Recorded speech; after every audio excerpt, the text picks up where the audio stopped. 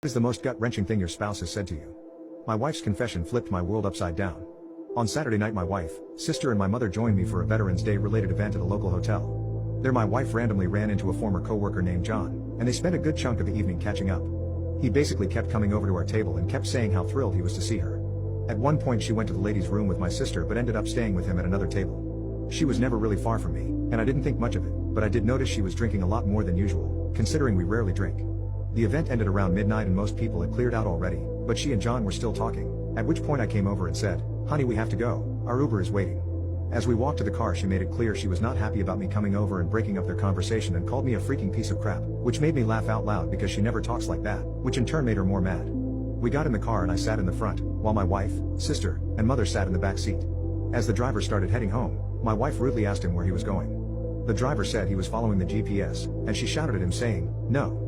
I'm going to Norm's. I'm hungry." Norm's is a 24-hour Denny's type restaurant that we've been to only once in recent years. I apologized to the driver and asked him to keep following the GPS home, but she kept saying she was going to Norm's. This behavior was completely out of character for my wife, who is a well-educated and very respectful woman. She had never caused a scene in public and was usually always very friendly to our Uber drivers. My sister and mother sat there quietly until my sister texted me, "She wants to go to Norm's because that's where John is going." I can see her phone and he's texting her right now.